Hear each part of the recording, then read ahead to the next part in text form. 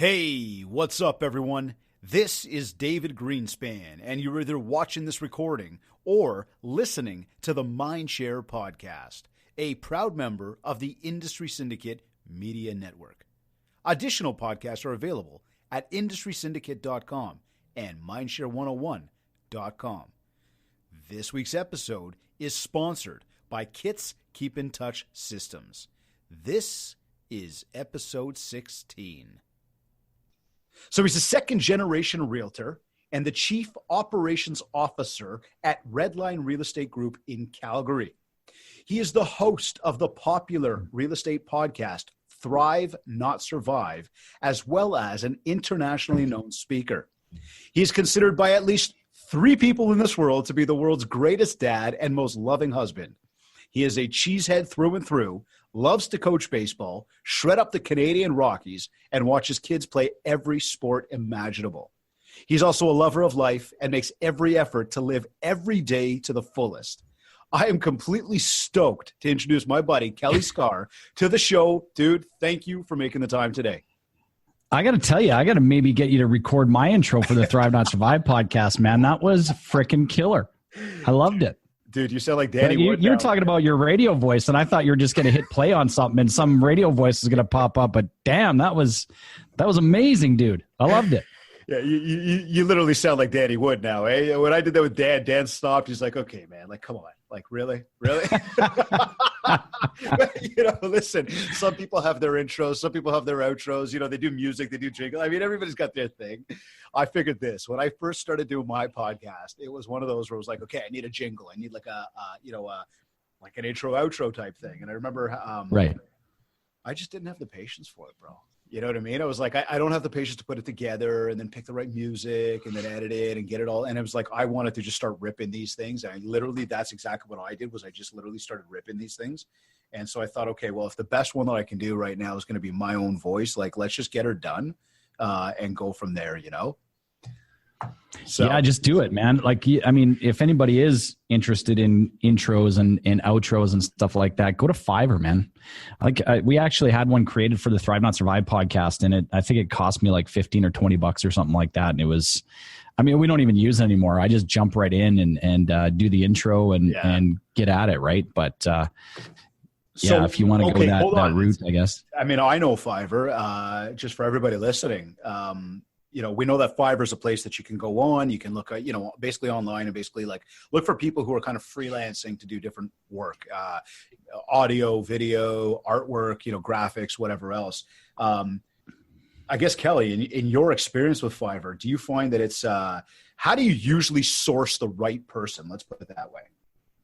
I've gone off of recommendations mostly from other people that have utilized the program. There's Fiverr. There's also Upwork that's out there as well. So, right. Fiverr is both of them are you can hire people from across the globe, right? What I've done in the past is I've gone with if it was graphic design or in this instance where it was.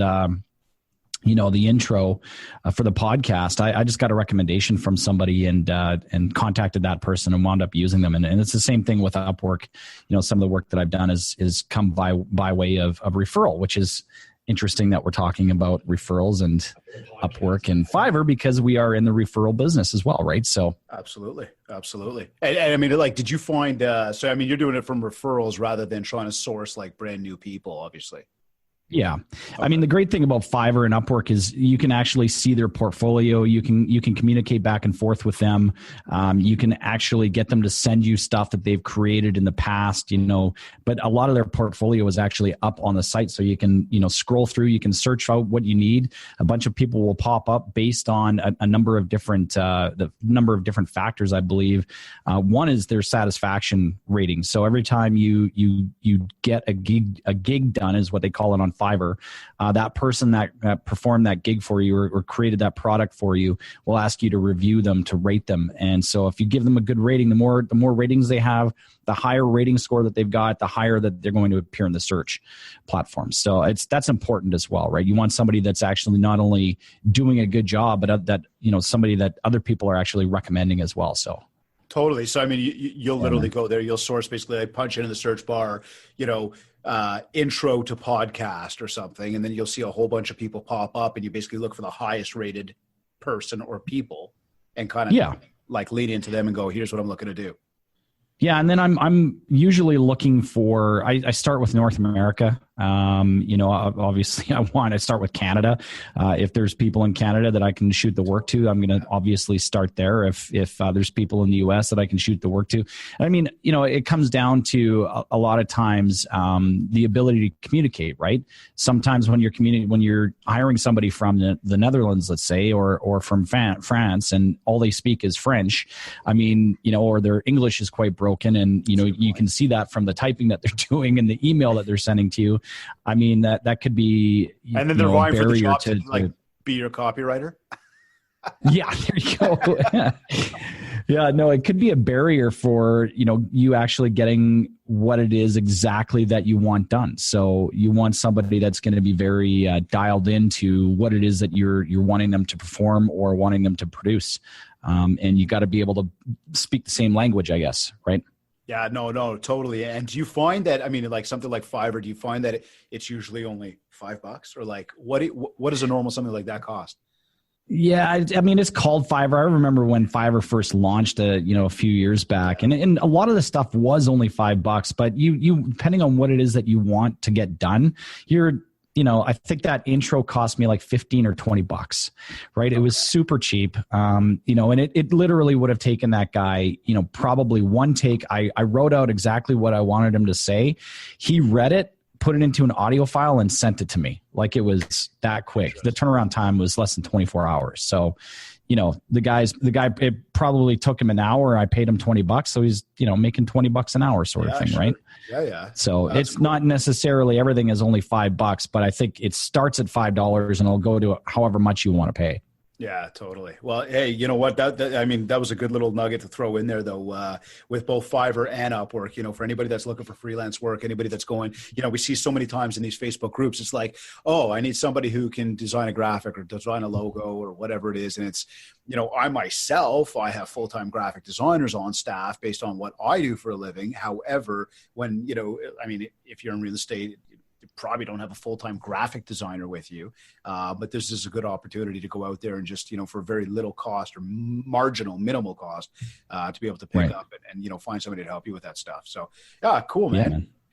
So, hey, listen, my shtick, and it's all about building mind share. And so one of my big goal with this podcast on a regular basis is to, introduce people to some awesome people like yourself, deliver a ton of value, and give people some nuggets that they can walk away with on a regular basis to go, hey, I'm going to take that today. I'm going to learn from it, and be able to implement in my biz. And I think even something like just literally as simplicity or simply put as Fiverr and Upwork, there's something for anybody that didn't know about these things. There's a little nugget, right? But that being said, I wanted to get into sort of, your journey, because you've got a podcast, and I've got this. I've got a podcast, obviously, but it's that thing of like, why, what, how, what's the rhyme and reason behind it? And so just before kind of digging into that, just so that, for anybody that may not know you, can you just share a little bit, like, who are you? What's sort of the background a little bit? What does a typical day in the life of look like? Where's your focus? What are you usually up to? All right, man. How long have you got for this podcast? Question, but just so everybody knows why I asked that, I'd say Kelly, in my eyes, has done it. He's there. And I think both of us, like, we both admit we're not there yet, but it's that thing of like, from an onlooker, I've gotten to know him through the small worlds we all travel in, but as well as been an observer of your stuff. And man, you're kicking ass. It's awesome. Thank you, man. I appreciate that. Yeah. So I've been in the business 12 years, started out as a solo agent. I was part-time when I started, went full-time in 2008. Started a team in 2013, merged I'm giving you the shortened version, because I know we're limited on time and nobody wants to hear me go on about me. So Merged my team at the end of 2015 with Redline Real Estate Group, became a partner in the brokerage. We had a big super team. There was about 16 of us, I think, at the peak. We ran all the way through 2016 as a team, broke all kinds of internal records as far as transactions and gross commission income, as well as volume is concerned. We basically got rid of the team at the end of 2016 and went more towards a traditional style brokerage. The only thing really traditional about the brokerage are the splits. The different plans, the 3 different plans that we provide for our realtors. Everything else is about us is a little bit non-traditional in the sense that the level of support, and you're talking about graphic designers. We've got a marketing department. We've got 2 people in that marketing department that look after a lot of the graphic design work for our agents, and we don't charge extra for that, right? That's just we pick up the cost around that. So it comes down to the level of support, and so. We started 2017 with 9 agents. We ended the year with 40. We started 2018 with 40. We ended 2018 with 95. And we just signed our 100th agent here last week. So we basically 10x'd. Yeah, we've 10x'd in the last 2 and a bit years. And this is probably the single most proudest part of this entire journey for me anyways, is that we've done it all without making one single cold call to these agents that have joined us. These agents that have joined us have come through via the podcast, via the emails that we've been sending out, via the events that we put on absolutely free once per quarter in our local market. So we provide a lot of value, and the whole idea, you're asking about the podcast and why, and I'm getting to that.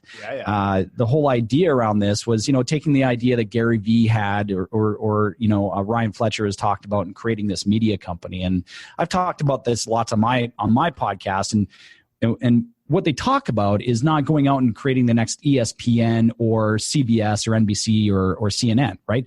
The whole idea is that you're taking different pieces of media and utilizing it to build your own personal brand.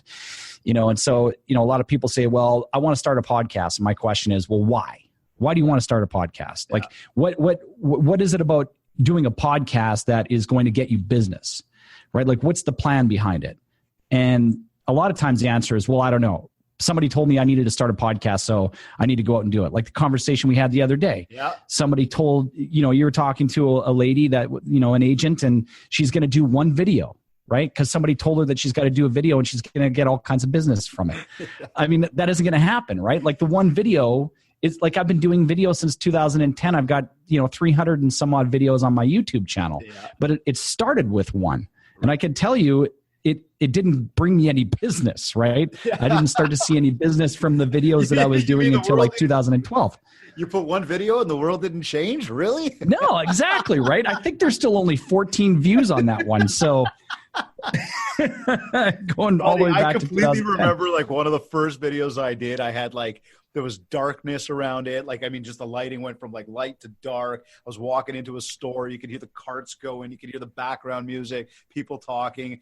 I just thought like, whatever, I'm just going to rip this thing. But the key to it was doing it again and again and again. Right. Consistency, right? Yeah. So it's like anything. So yeah, coming back to the, to the podcast and our journey, this was just another part of the media play, right? Was, doing these podcasts, taking this content, putting it out to the world, putting it out to our email list, and never, ever expecting anything in return, right? It's that whole jab, jab, jab, right hook. Another Gary Vee reference. Yes, I know I'm a Gary Vee fanboy.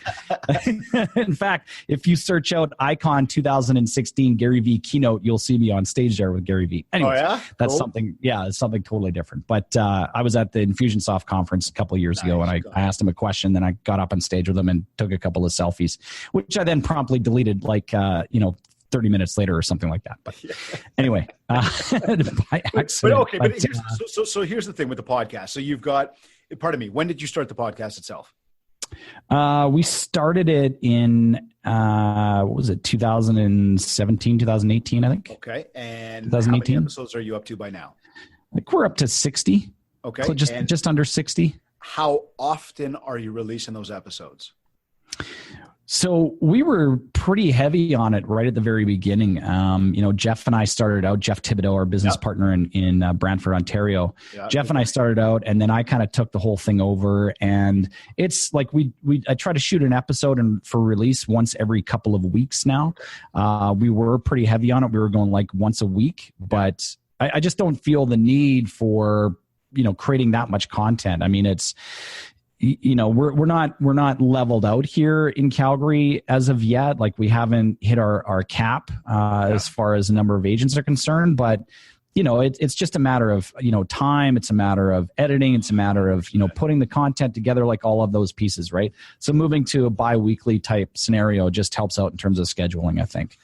That's exactly where I was going with that was, how do you execute? Like, and again, I know for me, for example, I think so first of all, you and I talked about doing this together like a month ago or something, right?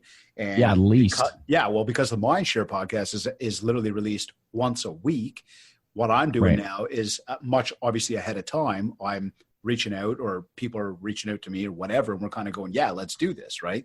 And then it's a matter of looking, okay, when is, let's say, am I going to slot you in based on the schedule? When can I now sort of look ahead in the calendar and go, oh, cool, it works that week, great. And I mean, that's kind of what happened there, where it was like, when we talked about it originally, I already had a number of guests lined up. And then you go, okay, cool. I want to get, like, we want to do this thing. So I reached out to you last week about it, right? Yeah. And that's the thing, is that there's some prelim to it of when are we reaching out to people? What are you going to talk about becomes a different story based on who you're talking to and everything else. But, the preparation around that, the preparation around actually kind of like marketing, building a little mind share about the fact that we're going to be live. Then obviously taking the time to execute. And then once we've executed and done this thing needs to be ripped, and it needs to be edited, and then it needs to be launched, right? So it's syndicated. And I mean, it's all time involved, but exactly. Like, tell me about that for you. Yeah, so I'll give you an example. So, a real world example where it's not me from a brokerage perspective trying to build up the brokerage, but, from an agent perspective. So I had one of our agents come into my office about a month or so ago, and he's like, yeah, man, I'm thinking about starting a podcast. I'm like, great. Why? Yeah. Right. He's like, oh man, I want to interview, these game changers. He wants to call it game changers. I'm going to give a shout out to Tyler Blaney. Just started a podcast about a month ago. Cool. It's called Tyler Blaney's Game Changers. So you can find him on, I believe he's on YouTube. I think he's going to SoundCloud and iTunes, and he'll be in all of the other spots here shortly. But, the point is he popped his head in my office. He's like, I want to do this. I'm like, and then the question started. So what do you have? What kind of this, that, and the other thing do you have? And I'm like, you know what? Forget all that shit. Don't worry about it. Put all that stuff aside. Just go shoot. Just go do it. Yeah. Right? Book your first guest and shoot it. Don't worry about the other stuff. I'll help you with that later. And so this guy is a man of action, and that's what he did. Right. So the big question to him was, well, why do you want to do this? Like, why do you want to start a podcast? Well, I want to interview interesting people in the Calgary market that are making changes in business, how like they're affecting their community through the decisions or through the business that they've built, or, whatever. Right. And I'm like, okay, great. So that's awesome. But like, why? You still haven't told me why you want to do this. Right. And there was never really an answer to it, because I think a lot of people are afraid of the answer and what they want to give. Right. And the answer to it is, from a media standpoint, it's just another piece of that media empire that he's building, right? But ultimately, the people that he's interviewing on the podcast have vast networks within the business community, right? And so now they're going to be talking to each other, right? They're going to be talking, hey, I was just interviewed on this podcast. This realtor that I know does this podcast. I think you would be perfect for it, right? The question that I counseled him on asking after at the end of every podcast, after the camera shut off, the question is, who do you know in your network that would be a good guest for my show? Well, why would he want to ask that question? He wants to ask that question because he wants to tap into their network, right? So in tapping into their network, he's getting his name around that not only is he a podcast host, but he's also a realtor, right? And so at some point, somebody's going to go, hold on a second.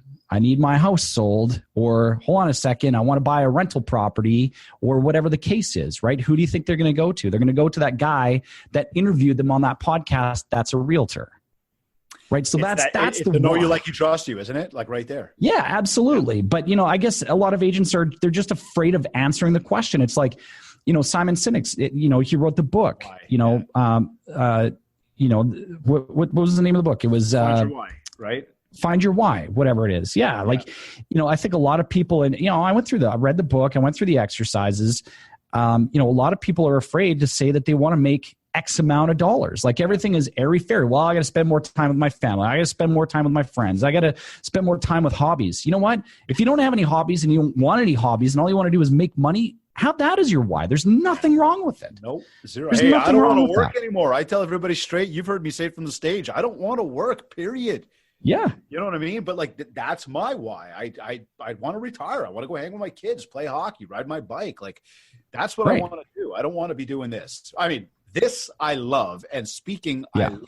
Like the whole just getting out there and really motivating a group of people and watching people succeed. But this podcast right now, right here, is not making you money. Nope.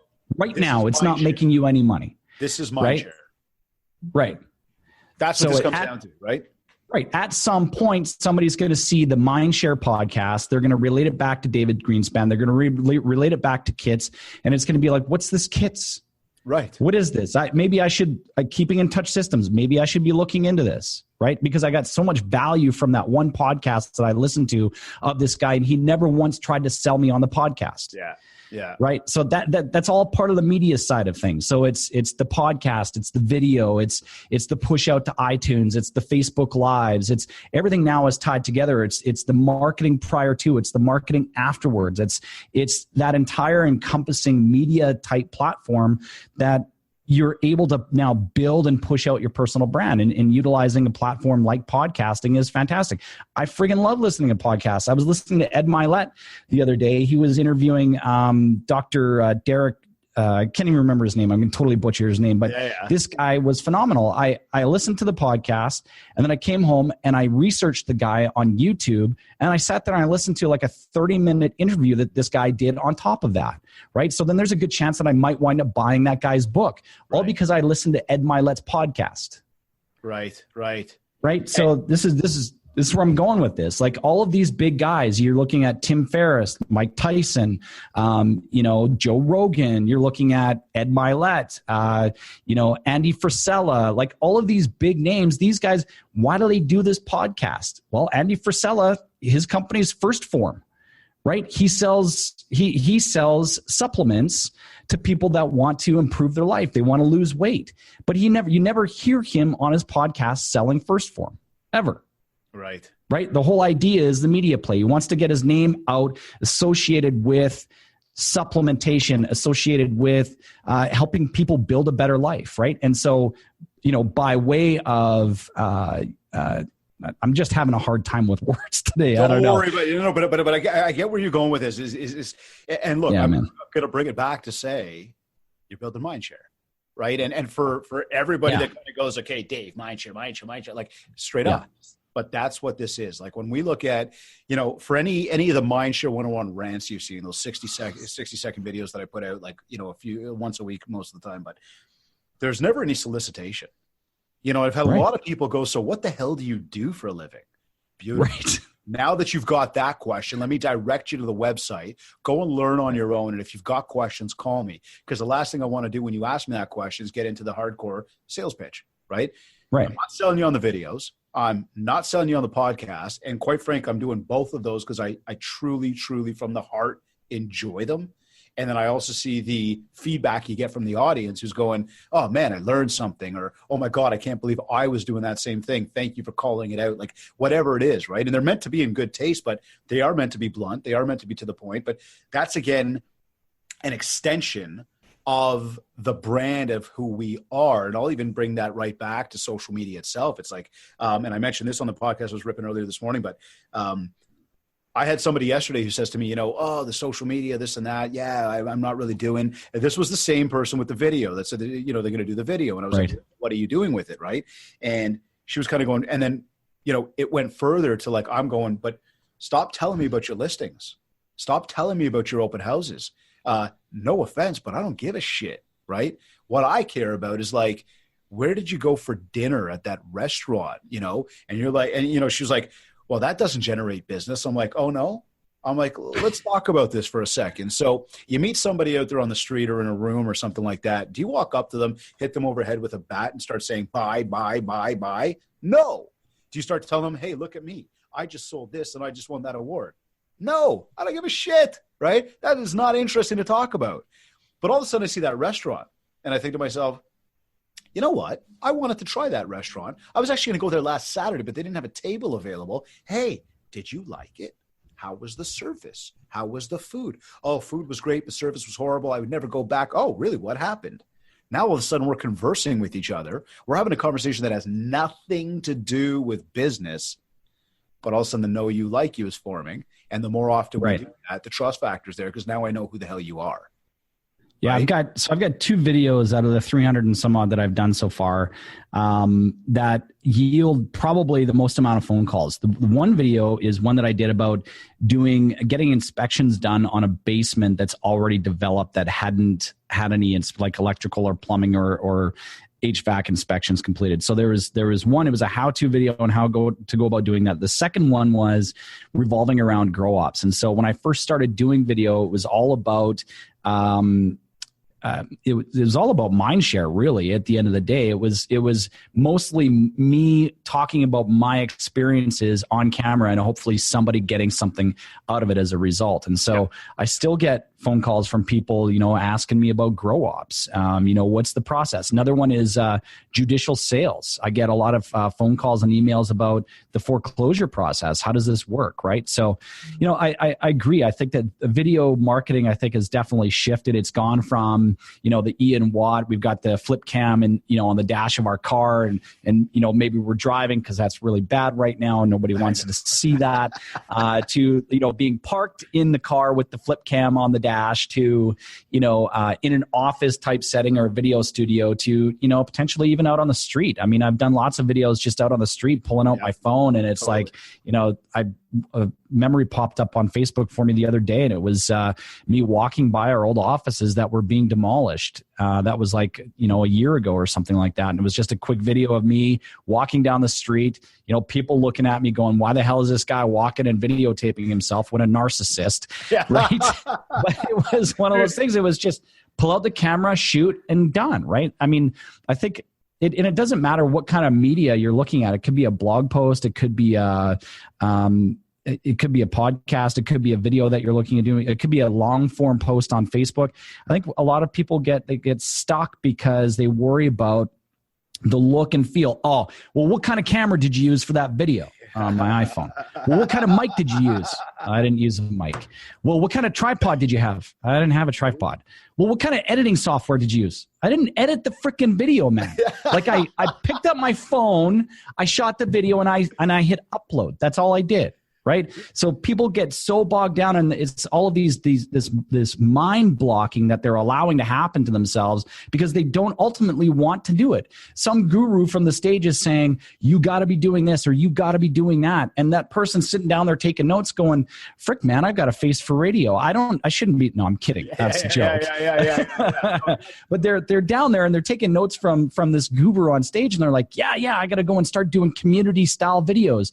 Well, now I got to go and source out a videographer. Like I remember being on stage at Inman like 2012. So this is 7 years ago. Yeah. I was there talking about video. I'm on a panel between 2 dudes. I got one guy on the right of me. He actually had a videographer with him at Inman, videotaping like a la Gary V style, right? Videotaping everything that he was doing.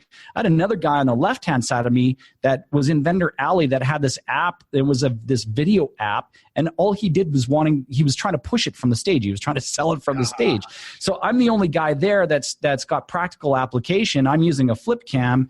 The question comes up, well, how many hours a week do you spend editing video? Like how many videos are you doing per week. And I'm like, look, like I sit down, I shoot all of my videos on a Sunday. I do it off my flip cam. This thing plugs into my computer. I download all the videos. I edit all in one day, and then I upload, right? It looks like I'm shooting a video a day, but I'm not.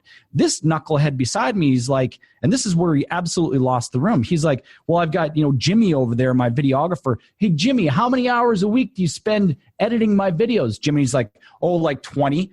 Boom, the room is done, right? So they don't have the time.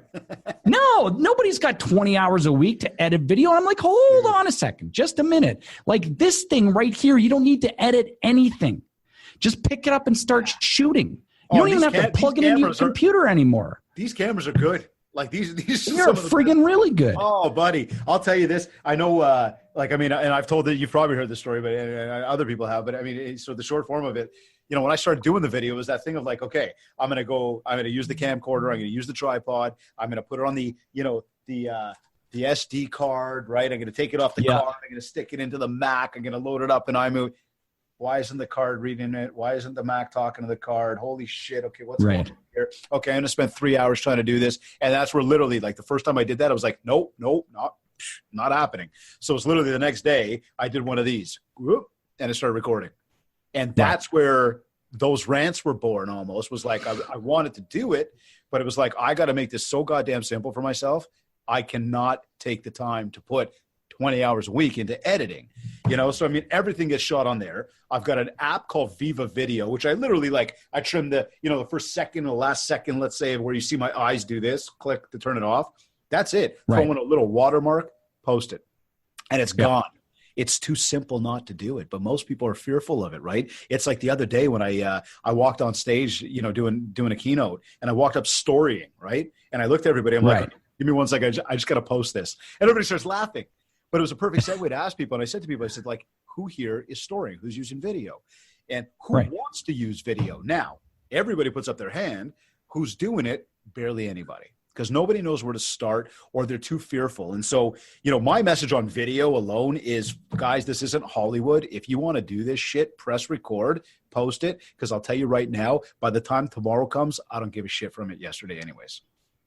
Hey, look, the greatest ROI I think that you're going to get from video is sending video type text messages to either potential clients or current clients, and sending video type emails to either potential clients or current clients, and hitting your email list, on a monthly or a bi-monthly basis, and utilizing the power of video.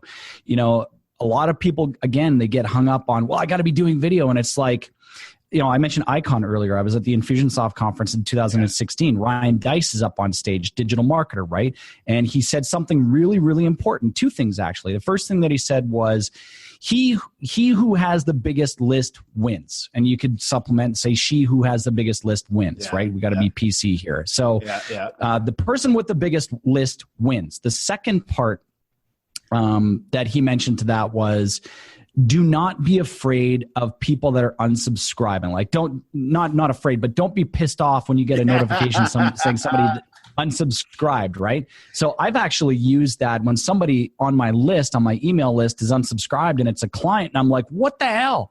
So I send a text. I'm like, Jimmy, what's going on, man? I just see that you unsubscribed from my list. Oh, Kelly, so sorry. It was a mistake, dude. No, can you resubscribe me, right? Or something along those lines. So I think that email marketing, a lot of people think that email marketing is dead. I'm telling you, it is not dead. Like, I sent out an email here about a week or so ago. I got like a 42% open rate on that email.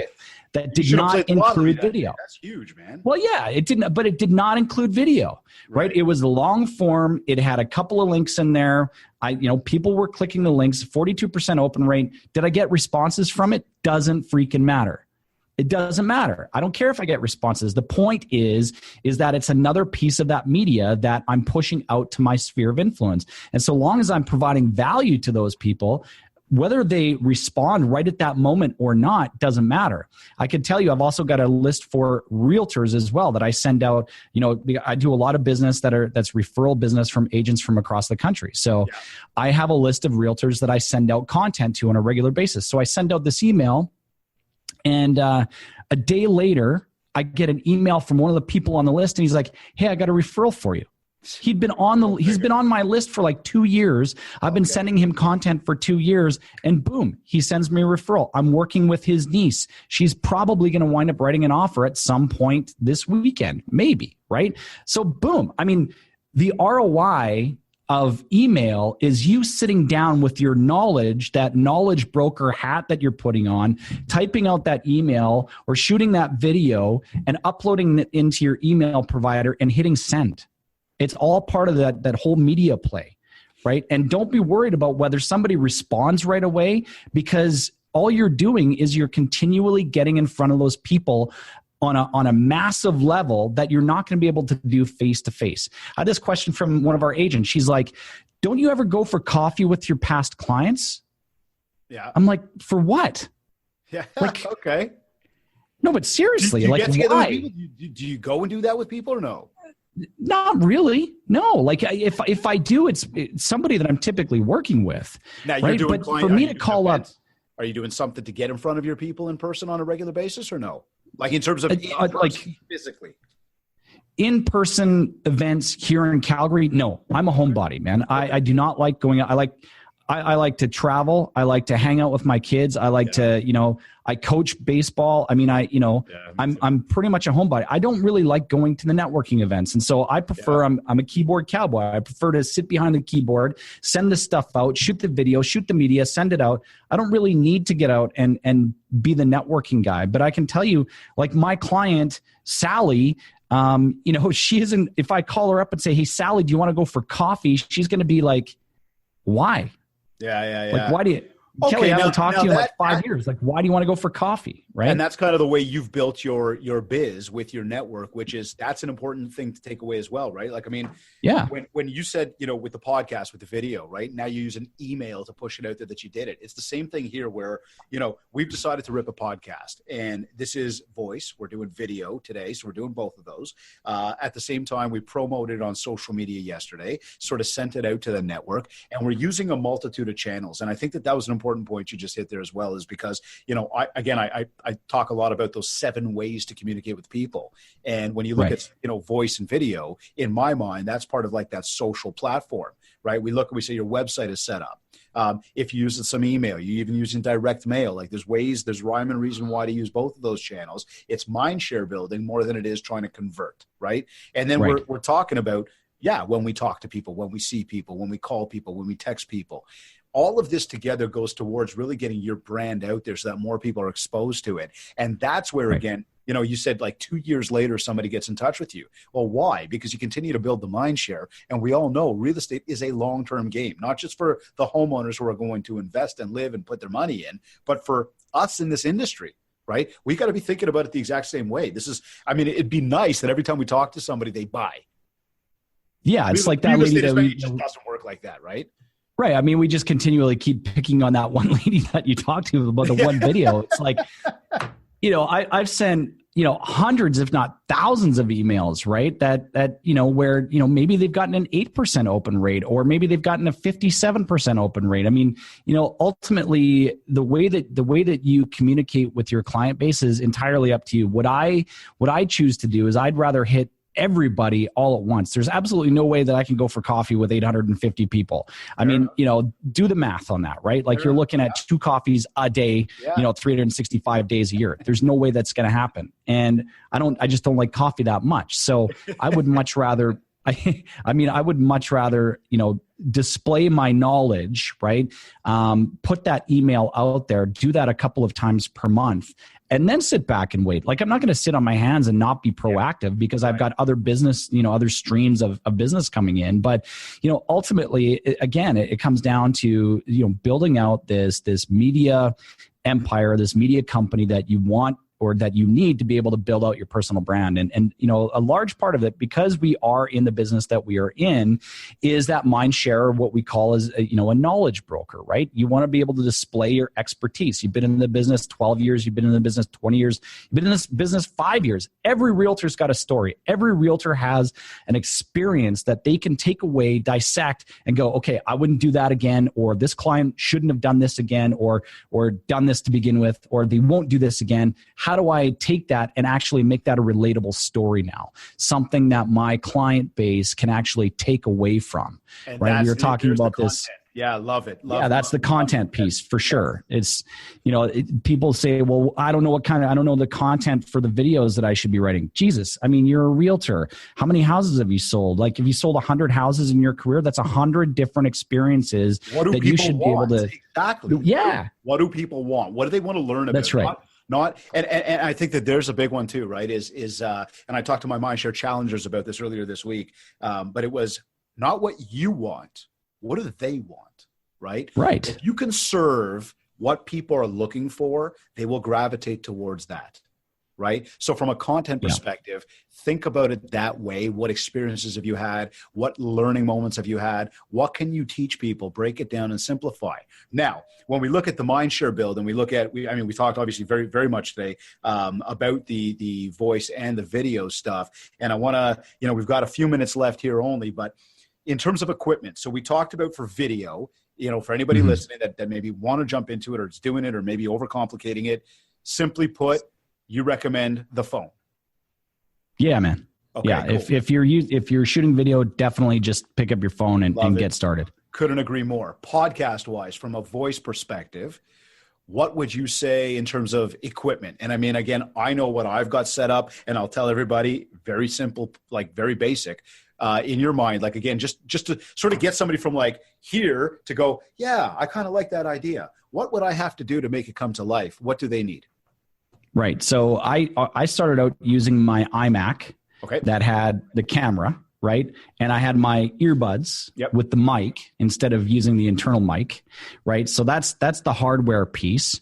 We actually started out using YouTube. Back when, when YouTube first started, you could start going live on YouTube. We actually were going live on YouTube. So that's how we were grabbing that video. We graduated and went and got a Zoom account, right? Yep. So when I'm shooting, either I'm shooting one-on-one with somebody or I'm just shooting by myself. If I'm shooting by myself, I'm using the SD card off the camera that we have.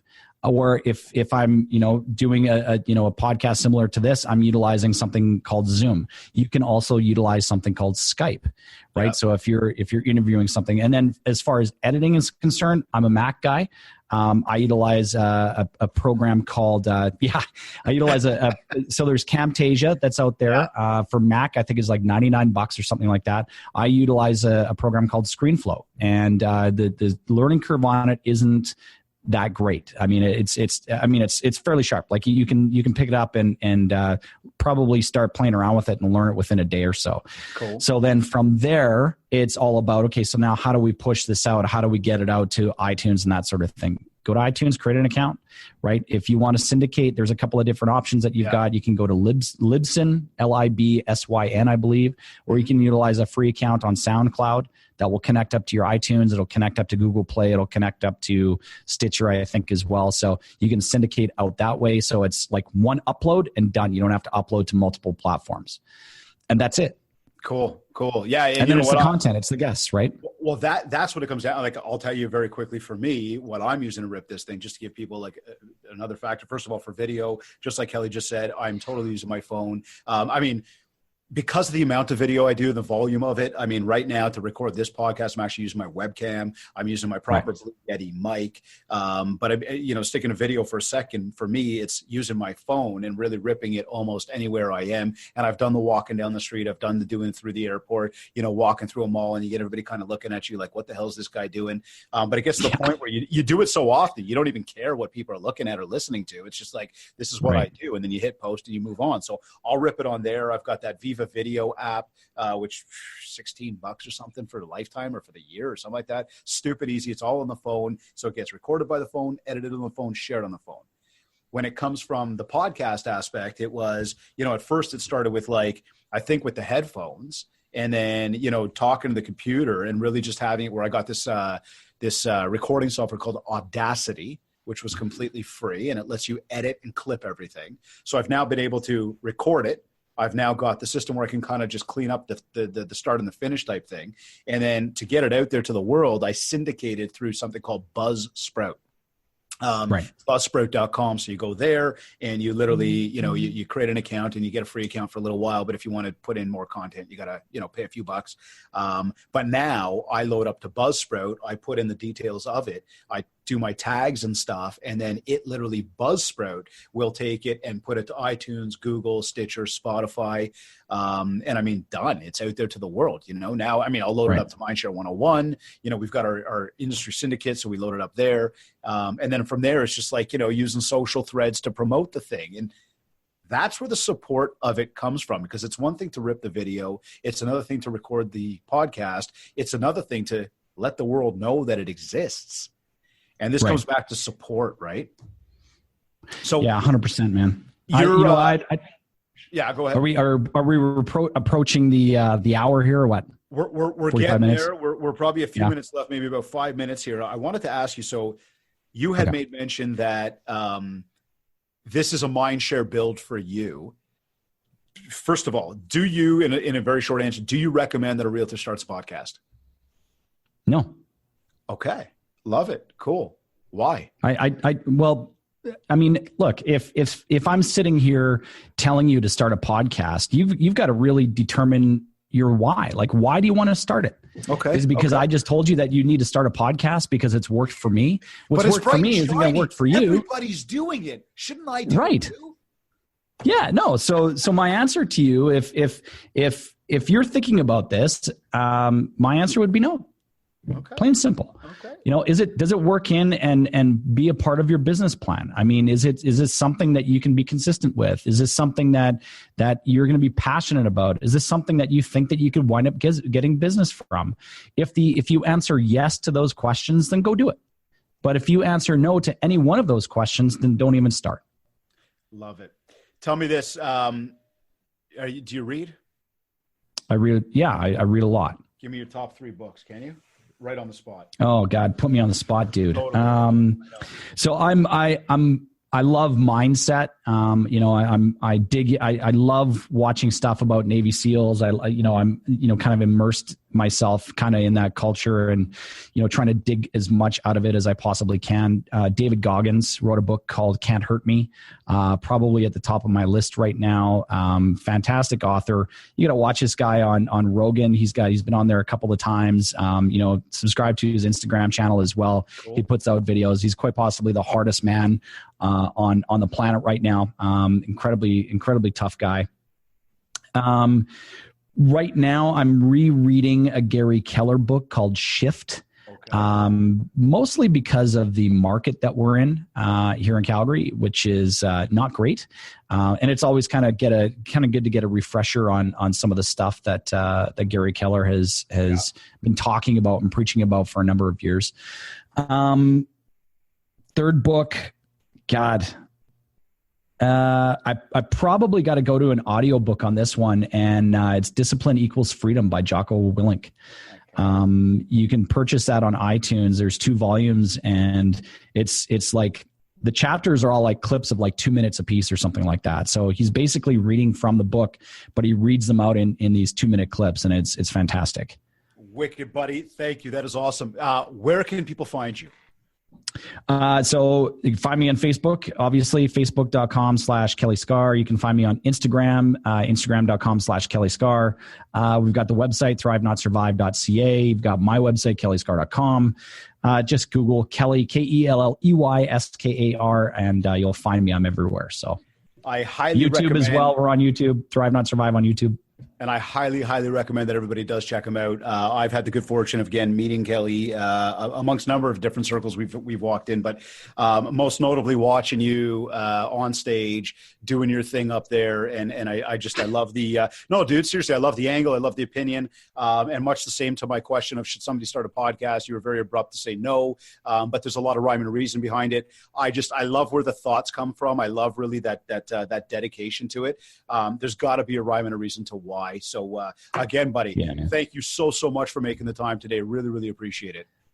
My pleasure, brother. I'm was pretty pumped when you asked me to be on your podcast. So I'm sure that you're going to be willing to return the favor to me at some point. Hands down. And we're definitely going to circle back on this because I got way too much more that we need to go through, but I do need to cut us off right now. Okay. Once again, thank you. And I will certainly take you up on that offer. So you're either watching the recording or listening to this on iTunes, Google Podcasts, Stitcher, or even Spotify. Or maybe you went to the industrysyndicate.com or even mindshare101.com. Wherever you like to consume your content, please rate, review, and subscribe. And if you haven't yet, connect with me on Facebook at Mindshare101 and on Instagram at David Greenspan101. This has been another episode of the Mindshare Podcast. Thanks everyone for watching and listening.